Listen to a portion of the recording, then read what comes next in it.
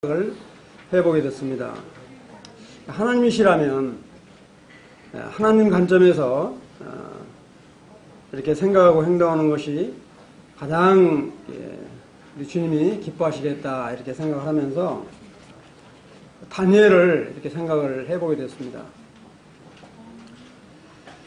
정말 이 다니엘의 일생을 보면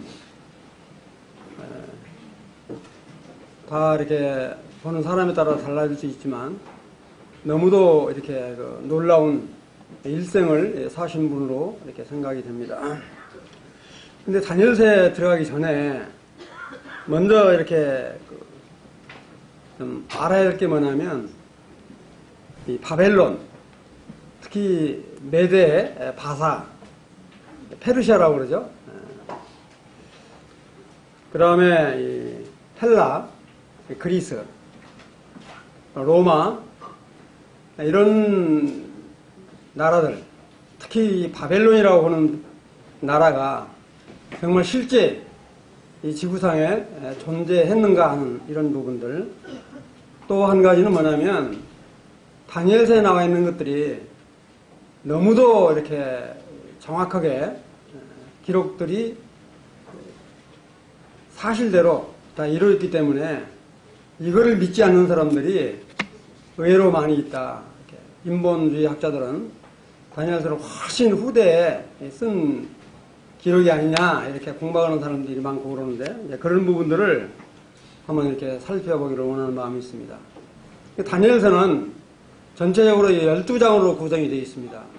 잘 아시다시피 1장은 다니엘과 다니엘의 세 친구가 바벨론으로 끌려가서 정말 이 포로 생활, 다시 말씀드리면 왕궁 생활한 그런 내용들이 짧게 1장에 언급이 되어 있고, 그 다음에 2장부터 6장까지는 잘 아시는 이 느부갈네살 왕의 꿈에 대한 환상을 통해서, 역사적인 사실을 통해서 다니엘이 한 일들에 대한 것들이 언급이 딱 되어 있습니다.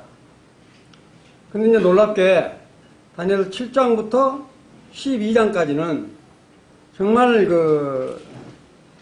다니엘의 기도를 통해서 직접 하나님이 다니엘에게 이렇게 환상으로 보여주시고 또 이 천사들이 와서 그 꿈을 알려주실 뿐만 아니라 주님이 직접 계시하는 이런 미래 지향적이라고 그럴까요? 소망에 대한 그런 부분들이 7장부터 12장까지 언급이 되어 있습니다. 특히 다니엘서와 계시록, 특히 또 에스겔서와 스가랴서 이런 부분들을 종합적으로 본다면 정말로 이 하나님의 이루실 대환란, 그 다음에 천국, 영원한 왕국에 대한 것들이 너무 분명히 드러나 있는 것들을 볼 수가 있습니다.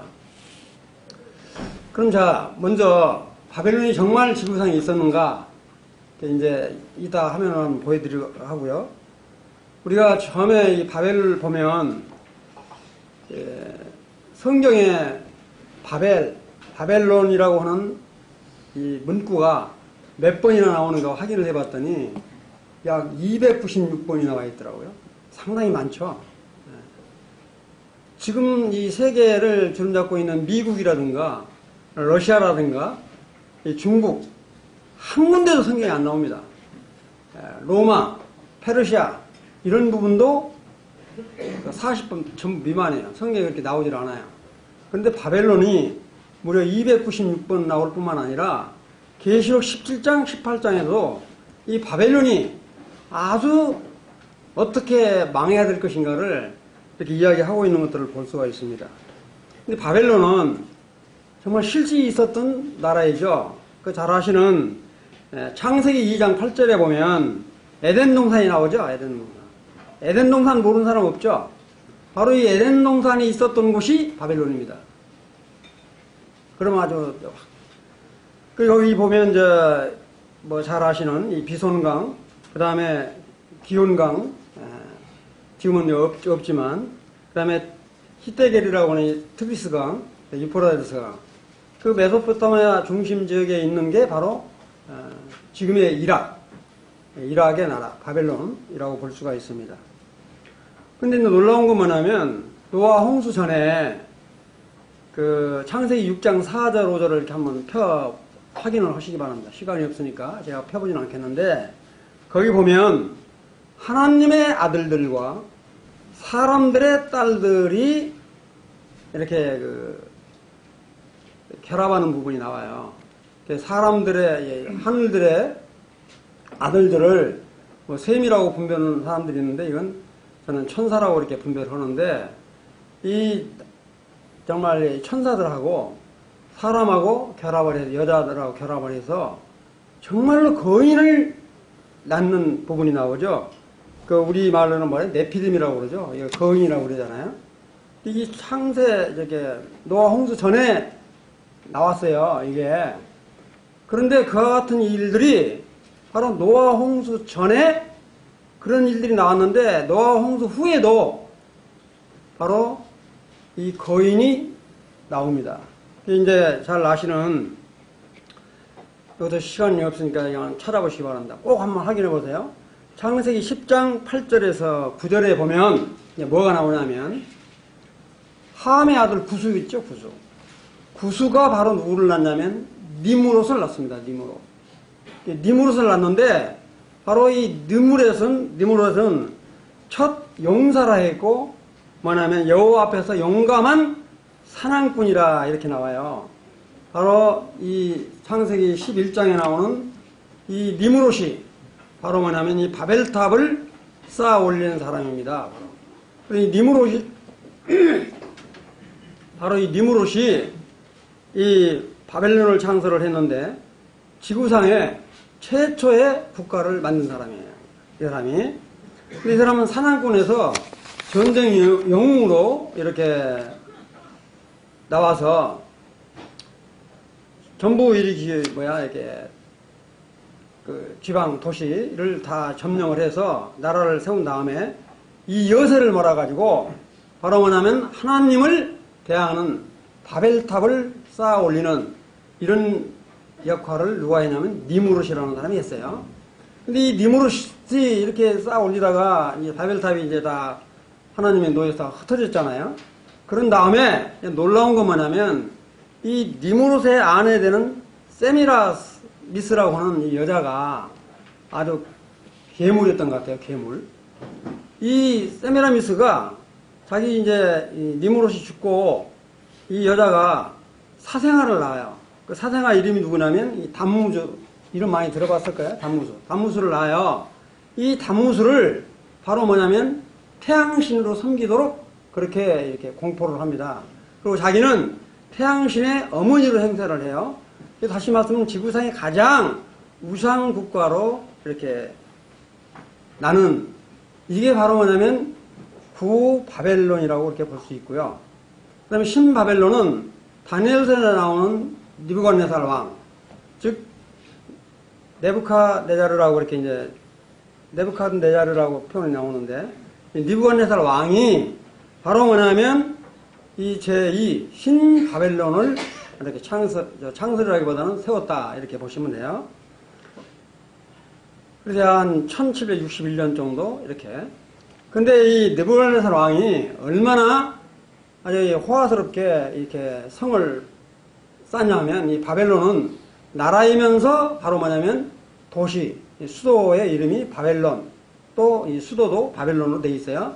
근데 이 바벨론의 성을 얼마나 참 이렇게 호화롭게 했냐면, 이 성을 가로 세로 25km씩 해서 100km, 그 다음에 성 높이를 약 한 90m, 그 다음에 성 두께를 한 22m 해가지고, 거기다 우리 보통 해자라고 그러죠. 이게 담 바로 옆에다가 큰 강처럼 파가지고 강물을 끌어 들어가지고 도저히 담을 넘어올 수 없는 아주 요새 중에 요새를 만들었을 뿐만 아니라, 여러분들 많이 들어보셨을 거예요. 공중정원이라고 하는 것을 이 성 안에 만들어 놓고 세계 7대 불가사이라고 그러잖아요. 그와 같은 궁을 만들어 놨어요. 느부갓네살 왕이 이와 같은 거대한 국가 건설을 하고 자기가 이렇게 만들어 놓으라고 하고 이렇게 그 하늘을 찌를 듯한 권세를 가지고 아주 교만을 부리다가 우리 그 다니엘서 4장에 보면 소처럼 풀을 떠먹는 그런 일들이 실제 나옵니다. 이 바벨론이 바로 이 바벨론은 정말 그때 당시에 아주 악의 근원지 이런 나올 뿐만 아니라 우리 요한계시록 17장 18절에 보면 아주 이 뭐죠? 그 사치, 음란 아주 표상으로 되어 있는 것으로 볼 수 있는데 그래서 지금 바벨론은 망했지만 앞으로 일어날 계시록에 나오는 17장 18절에 나오는 이 바벨론을 이렇게 연상해 보시면 얼마나 이 바벨론이라고 하는 나라가 이 창세기에 시작을 해가지고 계시록에 끝나는 걸 보게 된다면 이 바벨론이 얼마나 이렇게 음란하고 괴물이었는가 하는 것들을 볼 수가 있습니다. 이런 나라에 에서 일어났던 일들이 이 다니엘서에 기록이 되어 있는 것입니다. 이제 바벨론, 이와 같은 이 바벨론, 이렇게 왕성하게 세웠던 이 느부갓네살 왕을 바로 패망시킨 나라가 어디죠? 메대의 이렇게 그 다리오 왕과 그 다음에 이 바사의 고레스 왕, 바로 이 메대의 다리오 왕이 그 장인이고요. 고레스는 사이예요. 먼저 이 메대와 이 바사가 합작을 해서 이 페르시아를 이렇게 물리치죠. 그 다음에 이 페르시아가 이 바벨론보다 더 강대국이에요. 이따 사진을 한번 보여드리겠는데 더 강대국이에요. 이렇게 이 메대와 페르시아가 이렇게 이 강성을 부리다가 또 이 메대와 바사를 완전히 초토화시킨 사람이 누구죠? 바로 헬라, 그리스, 알렉산더 대왕이라고 그러죠. 이 알렉산더 대왕이 바로 이와 같이 이 메대와 페르시아를 완전히 멸망을 시킵니다. 근데 이와 같은 것들이 전부 어디에 있냐면 다니엘서에 나와 있어요. 2장에 아주 정확한 예언으로 나와 있습니다. 그 다음에 이와 같이 이제 강대국을 이뤘던 바로 이 그리시아 헬라 제국을 또 누가 멸망을 시키냐면 바로 이 로마 제국이 멸망을 시켜요. 로마 제국은 그 이제 지금 처음에 말씀드렸던 바벨론도 상당히 커요. 그 다음에 바벨론을 물리쳤던 이 메대와 바사는 더 크고요. 그 다음에 메대와 바사를 이렇게 멸망시켰던 헬라 제국은 알렉산더 대왕이 더 크게 이렇게 점령력을 이렇게 넓혔어요. 근데 이 로마는 전부 유럽 국가가 전부 다 로마라 이렇게 보시면 돼요. 더 크다고요. 그런데 그거를 주관하시는 분이 누구냐? 요지는 그거야. 그게 주관하시는 분이 누구냐? 왕을 세우는 분이 누구냐? 하나님이시다라고 하는 거를 정확하게 알려주고 있는데도 말을 듣지 않는 그런 부분들이 나오죠. 이렇게. 그래서 자 이제 지금까지 설명을 드린 거를 한번 이렇게 보이면서 제가 다니엘서 1장부터 오늘은 12장까지 다 이야기를 할 수 있고요. 오늘은 1장부터 3장까지만 전체적인 걸 요약을 하려고 그러는데 하여튼 시간이 하나 한까지만 하겠습니다.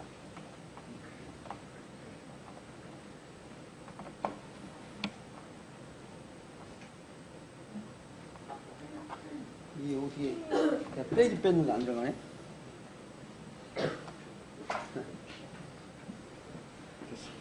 됐습니다.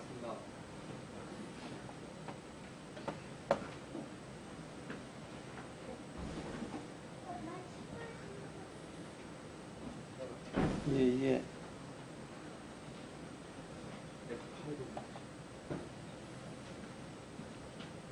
큰 화면이거든요. 지금 여기 보시면 이게 지금 바로 뭐냐면 바벨론 얘기가 있는데 여기가 바로 뭐냐면 에덴 동산이었던 곳입니다. 여기가 지금 여기 보시면 티그리스강, 스테갈, 유프라테스강, 실제 바벨론이라는 게 있었다. 이 바벨론이 국가를 형성했을 때 니무롯이 얼마나 많이 차지했냐면 이렇게 많이 차지해요. 이렇게 바벨론이. 근데 이 바벨론을 멸망시킨 사람이 누구라고 그랬죠? 메대의 다리오 왕하고 그 다음에 바사, 페르시아. 지금의 이란입니다. 페르시아는.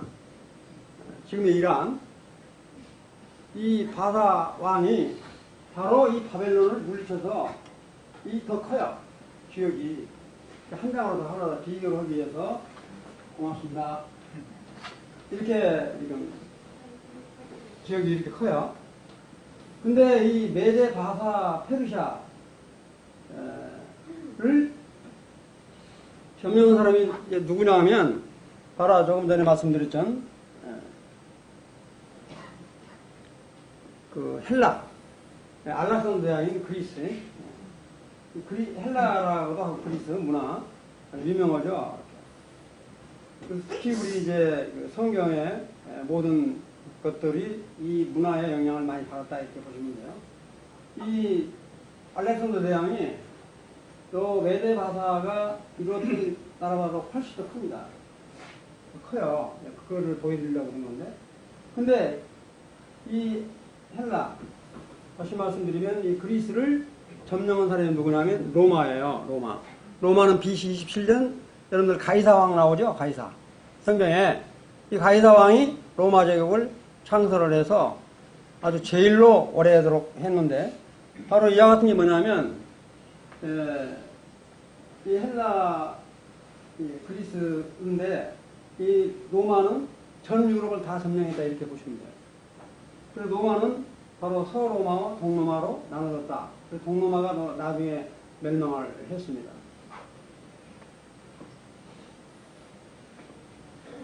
그래서 여기 이제 보시면 이 로마는 바로 아우구스투스 이게 이제 가이사입니다.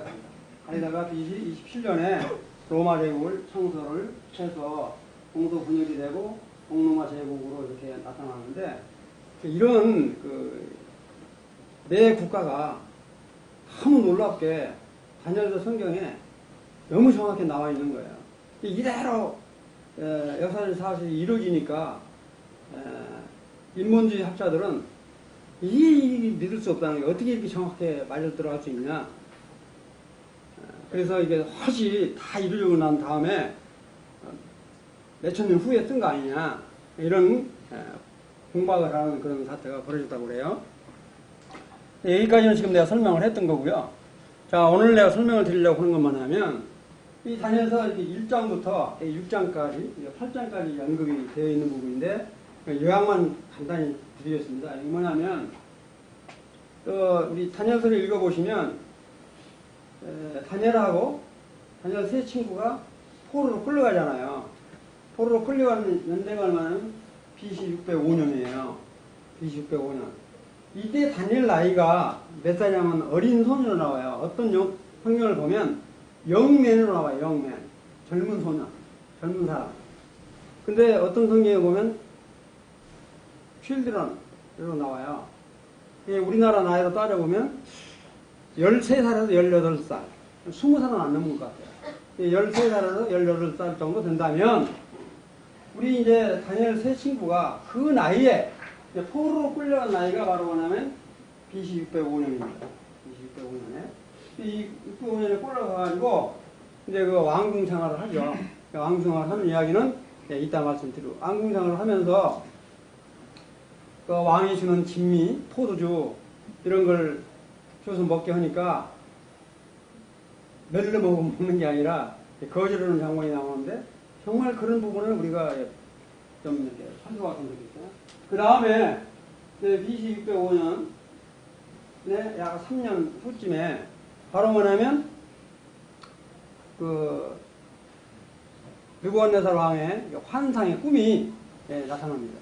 환상 꿈을 잘 아시다시피 전부 다 이게 바벨론에 있는 모든 술객들, 점쟁이들, 심지어는 이 점술가들 전부 동원해서 꿈을 자기가, 느부갓네살 왕이 꾼 꿈을, 이야기를 하고 자기가 꿈도 꾼 거 아닌데, 꾸게 하고, 그 꿈을 해명하라.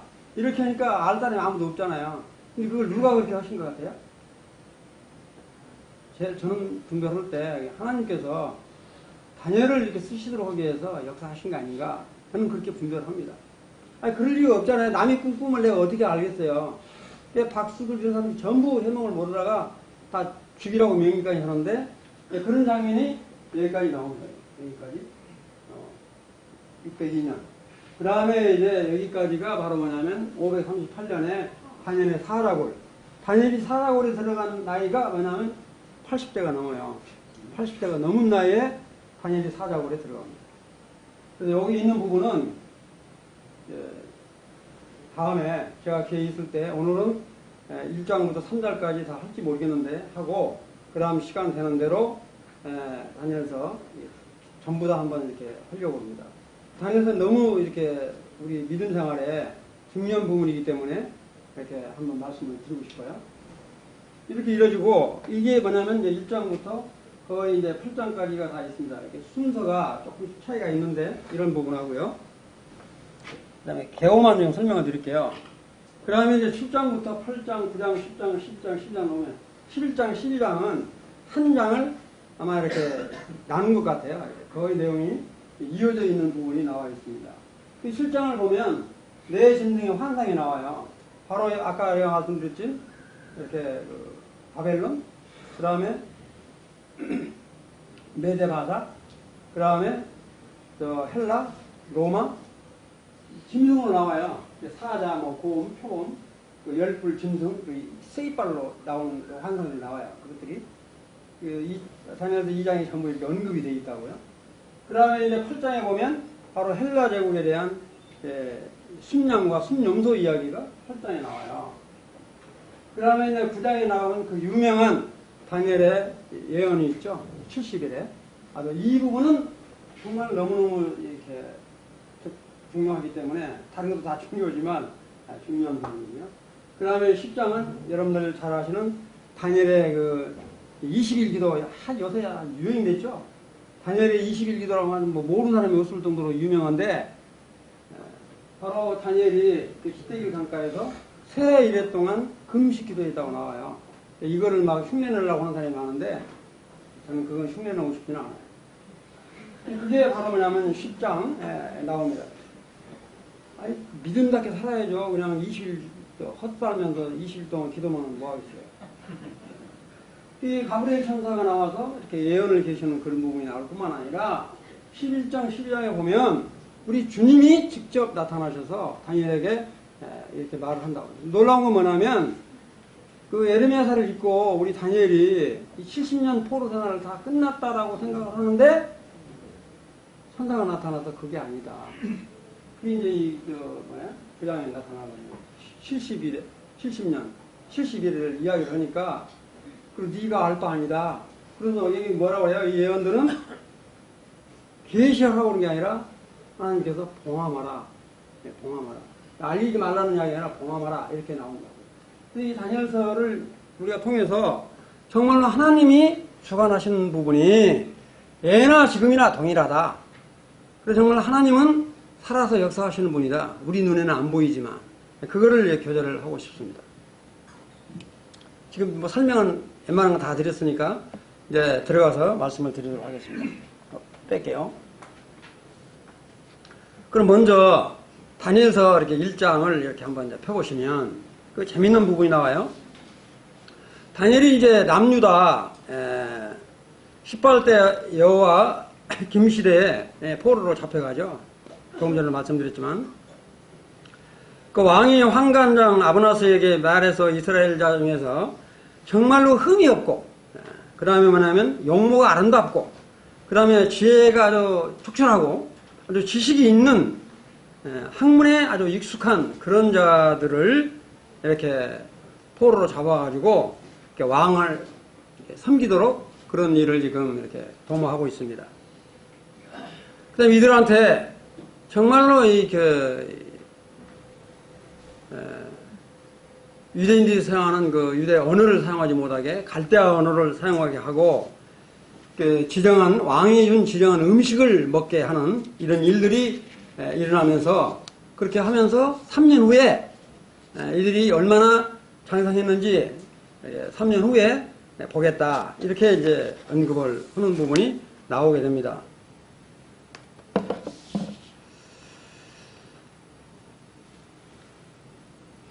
이제 포로로 잡아온 이 왕족이나 귀족 소년들을 완전히 바벨론 사람으로 만들기 위해서 이렇게 이름까지 바꿔버리잖아요.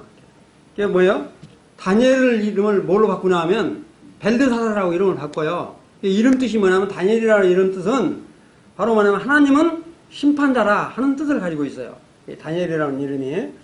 그런데 벨드사사라고는 뭐냐면 뭐죠? 바벨론의 이 우상의 이름이에요. 우상의 이름으로 바꿔버린 거예요.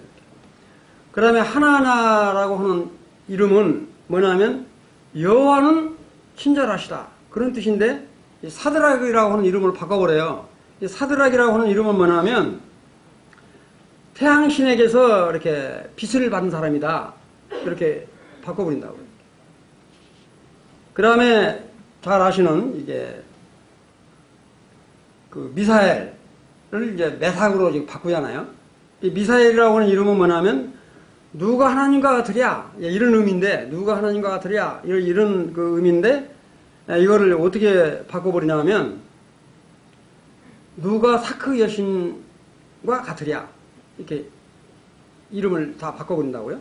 그 다음에 아사랴는 아벤느고로 바꾸는데 이 아사랴라고 하는 뜻은 뭐냐면 여호와는 나의 도움이시다. 여호와는 나의 도움이시다 이런 뜻인데 이걸 그 불의 신 이 바벨론은 신 종류도 하도 많아요. 뭐 불의 신, 뭐 태양 신, 뭐지 하여튼 신이 하도 많았는데 불의 신 느고 종으로 이렇게 바꿔버리는 참 이 어린 나이지만 이렇게 자기 이름을 그 하나님을 이렇게 했던 그런 이름을 이렇게 우상을 섬기는 이름으로 바꿔버렸을 때 그 어린 마음의 심정이 어땠을까? 저는 이제 그 일제 시대를 살아보지는 않아서 그러지만 창씨 개명과 같은 그런 일을 당했을 때 그 슬픔이 어떤 것인지 생각이 들 거예요. 근데 이제 다니엘서 1장 8절에 보면 놀라운 대목이 나와요. 근데 그렇게 이야기를 하죠. 이렇게 이 포로로 잡혀온 이들에게 음식이 왕이 지정한 음식을 먹도록 이렇게 하잖아요. 그런데 다니엘이 그거를 마음에 정하죠. 절대 내가 이 왕이 준 음식은 먹지 않겠다. 다니엘은 마음속으로 작정한다. 뜻을 정한다. 이렇게 작정을 한다. 뭘? 왕이 준 음식은 안 먹겠다. 다니엘서 1장 12절에 보면 놀라운 게 뭐냐면 거기 보면 이렇게 돼요. 우리 다니엘이 참 또 이 어린 나이인데 그 황관장한테 또 황관장을 다스리고 있는 이 감독들한테 말을 하는데도 정말로 은혜스럽게 해요. 황관장한테 이야기할 때 뭐라고 이야기하냐면 자기를 다니엘이 다쳐서 종들을 열흘 동안만 그 시험해 보십시오 이런 말이 나오는데 바로 이 성경에 보면 채식이란 말이 나오죠. 채식이라고 이렇게 나와 있죠. 어떤 책은 채식이라고 안 나와 있고 콩으로 나와 있는 책이 있어요. 콩. 이 콩이 무슨 콩이냐면 바로 이 중동지역에서 많이 나는 이 덴탈 콩. 그 렌즈 콩이라고 그러는데 이 볼록 렌즈처럼 생겼다고 그래서 렌즈 콩이라고 그러는데요. 그러니까 렌즈 콩, 렌탈 콩. 이 렌탈 콩이 그렇게 몸이 좋대요. 그래서 성경에 보면 콩으로 나와 있어요. 콩과 물만 좀 먹게 하십시오. 이렇게 이제 다니엘이 요구를 한다고 해요. 그런 야채라고 하니까 풀만 먹는 게 아니라 이 렌탈 콩으로 나와요. 콩만 먹게 해주십시오. 열흘 동안 먹게 해서 정말 왕이 준 그 진미하고 우리가 먹었던 콩하고 물만 마시던 우리하고 얼굴을 비교해서 판단하셔서 하십시오. 이렇게 이야기를 했을 때 다니엘이 하나님을 믿는 그 마음이 얼마나 가상한지 그 어린 나이에 여기 지금 우리 사랑하는 형제자매들 중에서 우리 중고등학생들 어린 청년 정말 지금 18살, 아직 20살이 안 됐어요. 이런 어린 나이에 포로로 갈렸으면 얼마나 두렵고 떨림이 있겠어요? 그리고 또 어떻게 한편으로 보면 출세하고자 하는 그런 마음이 없을 리 없잖아요. 내가 이럴 때 잘만 하면 이렇게 왕 신하로 어떻게 좀 잘 클 수 있겠다. 이런 마음이 없을 수 없겠는데 우리 다니엘과 세 친구들은 이렇게 담대하게 이야기를 하는 것을 볼 수 있습니다. 이 시험해 하라고 이렇게 겸손하게 이야기를 하니까 우리 이제 관관장에 감독되는 사람이 허락을 해서 실제 열흘 후에 보니까 얼굴이 훨씬 더 좋잖아요. 그렇게 나오니까 그건 다 잊지 않겠습니다. 다시 말씀드리면 다니엘은 이렇게 그 하나님의 관점에서 이 음식을 거저는 건데 이 음식은 다니엘은 이걸 알았던 것 같아요. 왕이나 바벨론의 왕이나 이렇게 그 기민들이 먹는 음식은 반드시 음식을 차려서 먼저 누구한테 주냐 하면 신에게 바친 다음에 그 다음에 음식을 먹는 거예요. 이 음식도 동물로 잡으면 유대인 사람들이 돼지고기 잘 먹어요? 안 먹어요? 돼지고기 안 먹어요. 우리는 잘 먹지만 돼지고기 같은 거 예를 들어서 이런 불량한 동물을 잡아서 이렇게 한다든지 이런 거를 우리 다니엘과 세 친구들은 알았기 때문에 아주 담대하게 거절을 했다 이렇게 봅니다. 다니엘과 우리 그 다니엘의 세 친구는 정말로 가정교육을 아주 잘 받았던 것 같아요. 우리 좀 사랑하는 형제자매님들 정말 이 자녀들 교육을 정말 가정 안에서 잘 시켜야 돼요. 가정에서는 개차반 노릇하면서 뭐 교회 와가지고 뭐 잘 믿어라 이런 말, 그건 거짓말이에요. 그건 아니라고. 정말 가정 안에서 정말로 잘 해야 그 자녀가 잘 믿지. 가정 안에서 학교 생활은 개차반 하면서 이렇게 교회 와서 이렇게 이건 아니잖아요. 다시 말씀드리면 삼중생활을 할 수가 없다고요. 뭐 교회 생활, 사회 생활 따로 이렇게 할 수 없는데 우리 다니엘은 정말 그러지 않은 것 같아요. 정말 가정에서 그렇게 잘 배웠기 때문에 가정에서 하루에 3번씩 그렇게 기도하는 연습을 했기 때문에 포로로 잡혀와서도 그 같은 일을 하지 않나 그런 생각을 해보게 됩니다. 그 다음에 이제 다니엘서 1장 17절을 이렇게 한번 보시면 그 놀라운 게 이런 말이 나오잖아요. 하나님이 내 소년에게 지식을 주고 모든 학문과 지혜의 능숙함을 주셨으며 그 외에 또는 다니엘에게는 모든 환상과 꿈을 깨달아 알게 하는 능력까지 더하셨다 이런 표현이 나오는데 이와 같은 우리 다니엘과 하나님과는 아주 좀 친밀한 그런 관계를 유지했던 것 같아요. 다니엘은 하나님과 친밀하다고 해서 그냥 뭐가 아니라 정말로 하나님을 경외하는 정말로 이렇게 두렵게 떨림으로 섬길 뿐만 아니라 정말로 이렇게 무슨 일만 있으면 기도하는 이런 습관이 이렇게 들려져 있어서 이와 같이 이제 3년 동안 다 마친 후에 우리 이제 느부갓네살하고 면담을 하죠. 면담을 해보니까 이건 정말 다른 애들하고는 비교가 안 되는 그런 것들을 확인하게 되잖아요. 다니엘서 이게 보면 다니엘과 하나냐, 미사엘, 아사랴 이런 애들이 너무너무 이렇게 출중한 걸 보고 정말 그들로 하여금 이렇게 왕을 모시게 하는 은혜를 잊게 하는 이런 일들이 벌어지게 됩니다. 근데 이제 다니엘서 1장 21절 제일 끝에 보면 이거를 이렇게 다니엘이 써놨어요. 뭐라고 하냐면 다니엘은 고레성왕 원년까지 있으니라 이렇게 써놨어요. 이때 다니엘의 나이가 고레스 왕까지 나이가 얼마냐면 약 80에서 85세까지는 아마 공직생활을 한 것 같아요. 근데 무려 4명의 왕을 섬긴다고요. 4명의 왕을. 그래서 잘 아시는 느부갓네살 왕 섬겼죠. 느부갓네살 왕 벨사를 섬겼죠. 그 다음에 다리오 왕 섬겼죠. 고레스 왕 섬겼죠. 참 놀라운 것 같아요. 그리고 이제 아마 은퇴 후에 93세 정도 돼서 이렇게 소천하지 않겠나 이렇게 생각을 해보게 됩니다. 이 1장을 통해서 우리가 이렇게 보게 될 때 정말로 하나님과 이렇게 다니엘의 세 친구가 정말로 그 하나님 관점에서 하나님 중심으로 살았던 것을 보게 될 뿐만 아니라 이런 느부갓네살의 이 다니엘과 세 친구가 정말로 하나님 관점에서 모든 것을 보고 하나님을 향한 그 믿음을 알고 있으면서도 다니엘서 2장 딱 넘어가면 뭐가 나와요? 이제 3장에 가면 이제 금신상 이야기가 나오는데 바로 이제 다니엘서 이제 2장에 보면 그 유명한 아까 말씀드렸던 꿈 이야기가 나오게 됩니다. 1장에서 13절까지 또 보면 이 느부갓네살이 이제 꿈을 꾸죠. 이렇게 꿈을 꿔요. 꿈을 꾸는데 그 꿈이 너무 하여튼 그 이상하고 도저히 이렇게 생각이 안 되니까 그 박사, 우리가 말하는 수다라고도 이야기하는데, 그 다음에 이제 뭐 이렇게 점쟁이들, 박수들, 뭐 전부 하여튼 지혜자라고 하여튼 바벨론의 지혜자라고 생각하는 사람들은 전부 이 꿈과 이 꿈 해몽을 못하면 죽임을 당하는 이런 명령을 내리잖아요. 쭉 보시면. 근데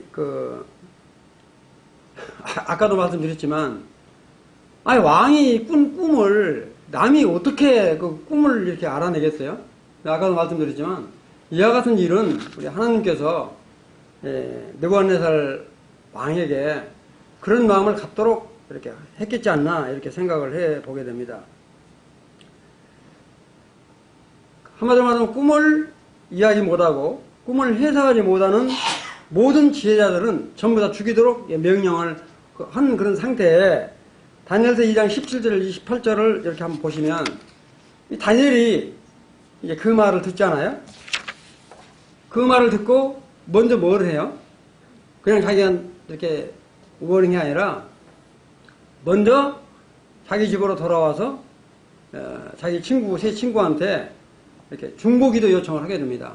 이렇게 왕이 꾼 꿈과 이 꿈 해몽에 대한 것들을 하라고 하는데 만약 이걸 못하면 우리가 죽게 된다. 다니엘뿐만 아니라 다니엘의 세 친구도 이와 같은 지혜자에 포함되어 있기 때문에 죽음을 면치 못한다고요. 이런 거를 이렇게 했을 때 다니엘은 그 말미를 얻어서 먼저 집에 돌아와서 하나님께 기도하는 이와 같은 그 처신을 하게 됩니다. 그러니까 이런 마음을 갖는 거는 쉽지 않잖아요. 우리가 어떤 일을 딱 당하면 먼저 어떻게 하세요? 저도 이렇게 어떤 일 딱 먼저 당하면요, 내 머리에서 잔머리부터 굴려지지 뒤님부터 생각이 안 되더라고요. 그런데 우리 다니엘은 이와 같이 지금 그 해몽을 못하면 죽임을 당한다라고 하는 왕의 명령이 떨어졌는데도 불구하고 마음의 여유를 갖고 집에 돌아와서 그것도 자기 혼자만이 아니라 친구들에게 기도하도록 중보기도 요청을 하고 기도하는 야 같은 모습이 얼마나 좀 아름다워요. 하나님이 그 모습을 보시고 얼마나 귀하게 보시겠냐고요. 사랑하는 형제자매님들, 정말로 하나님 관점에서 모든 것들을 이렇게 보시나요? 어떠시나요? 정말 이런 것들을 보게 되면 한 해를 이렇게 넘기면서 그런 생각을 해봤어요. 정말 금년 한 해 동안 나는 정말로 하나님 관점에서 이렇게 살아왔는가.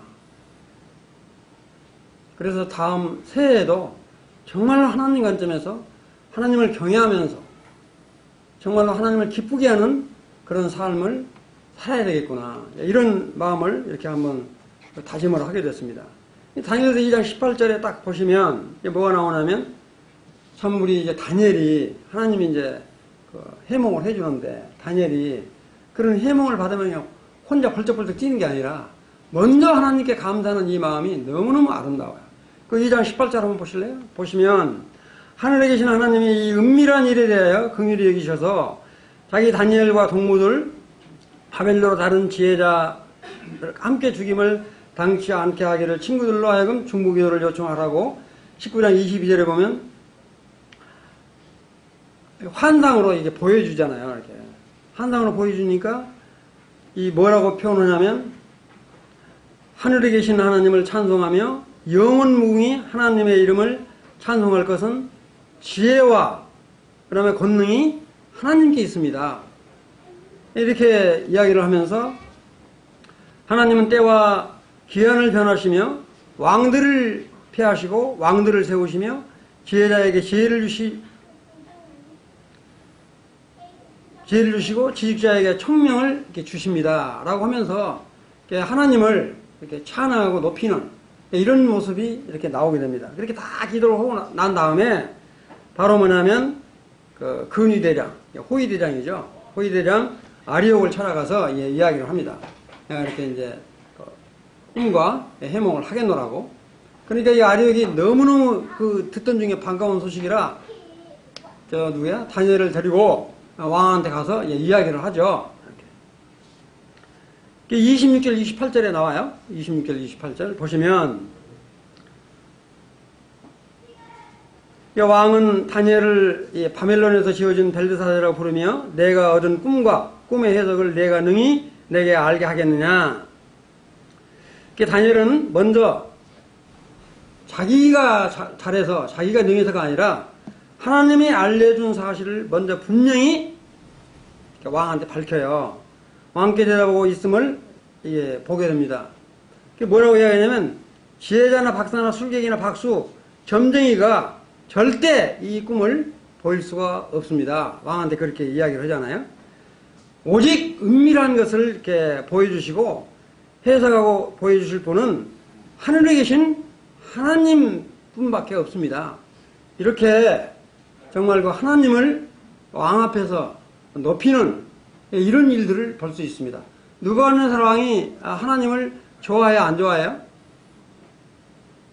사실은 아까 1장에서 봤지만 하나님의 그걸 이렇게 아직은 나타나지 않지만 이와 같이 했는도 3장에 딱 넘어가면 금신상을 세우잖아요. 그래서 우리 다니엘은 이렇게 왕한테 이야기하면서 정말로 겸손한 자세로 이렇게 왕한테 하나님이 이런 일들을 알게 하신 것을 이렇게 언급을 하고 있습니다. 하면서 왕이 침상에서 꾼 꿈의 형상과 그 의미를 아주 이렇게 겸손하게 다 이야기를 해줘요. 그러니까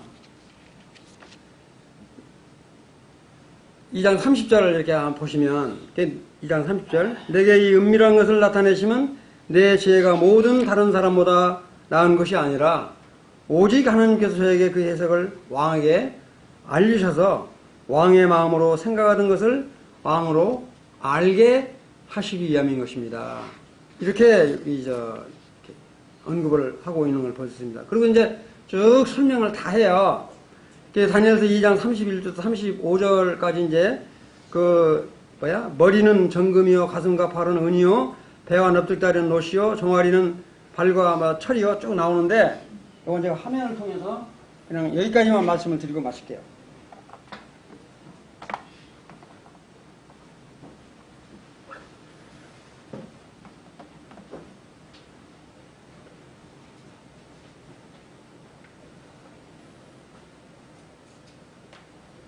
네. 여기까지만 하고 네? 장비가 꺼져 있어요. 쉬고 있습니다.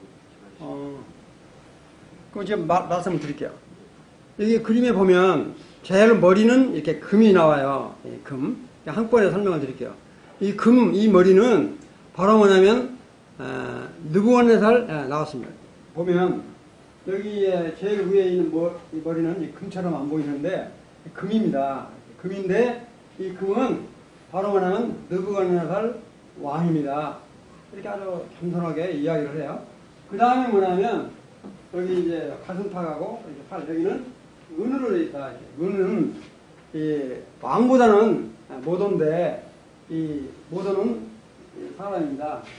이 사람이 나중에 바로 또 다시 이렇게 나타날 겁니다. 이건 아까도 말씀드렸지만 메데아 바사 이거는 이제 이야기를 한다고.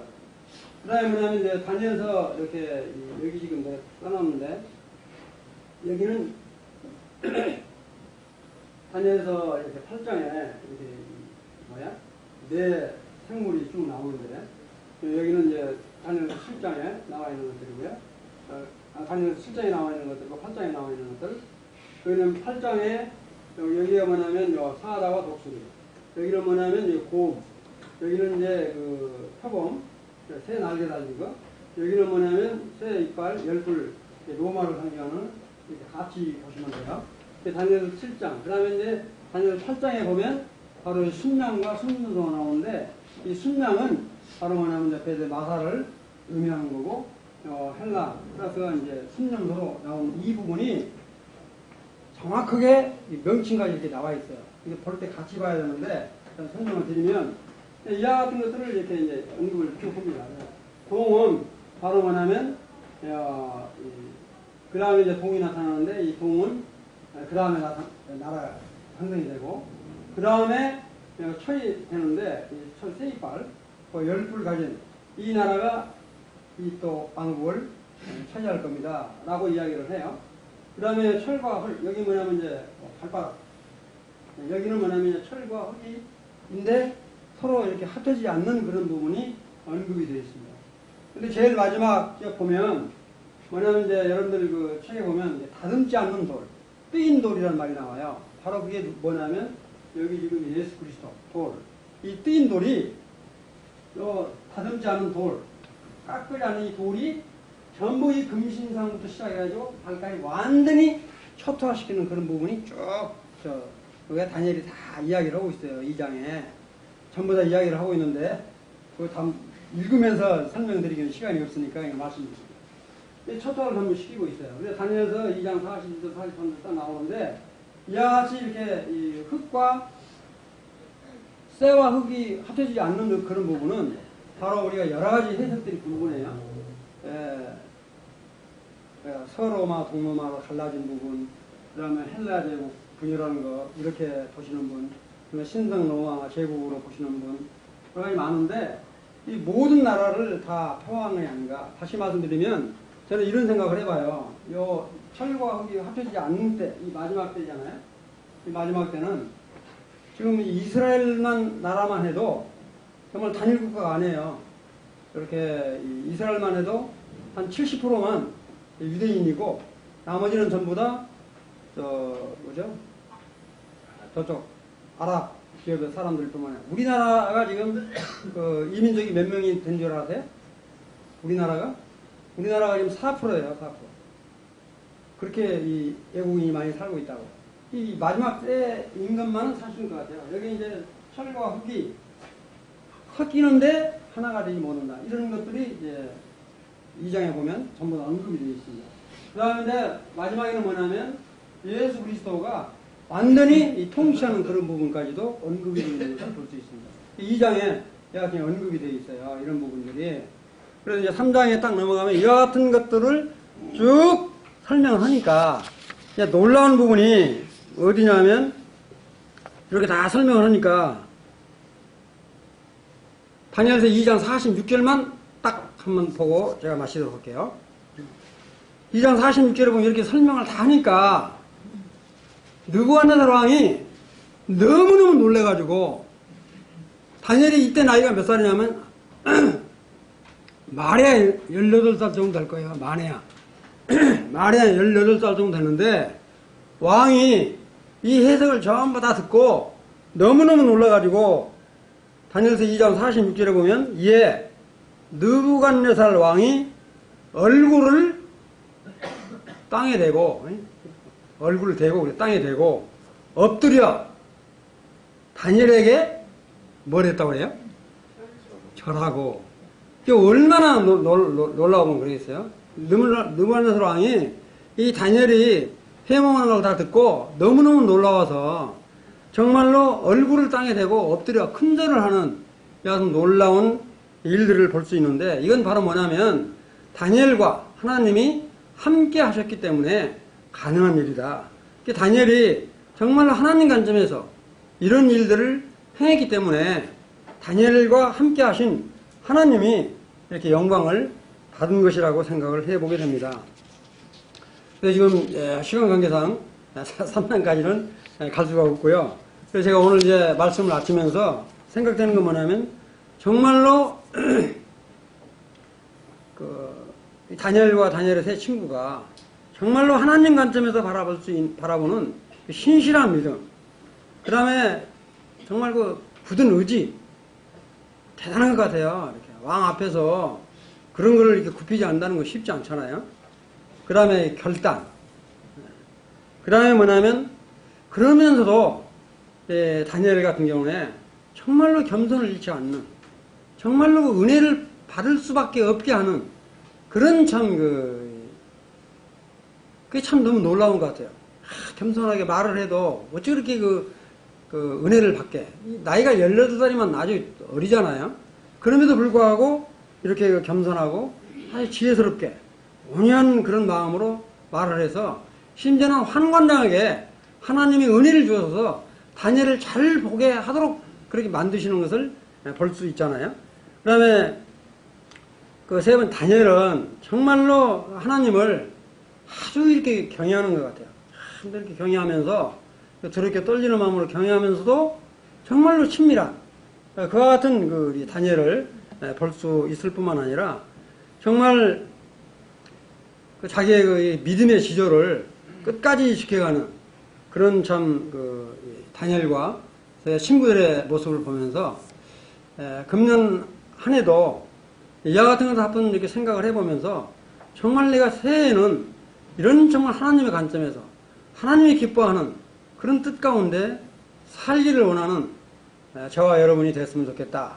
이렇게 말씀을 드리면서 다음에 시간이 되는 대로 3장, 4장에서 12장까지 하여튼 시간 되는 대로 통해서 다니엘을 통해서 우리들에게 주는 교훈을 받기를 원하는 마음이 있습니다. 말씀을 마치겠습니다.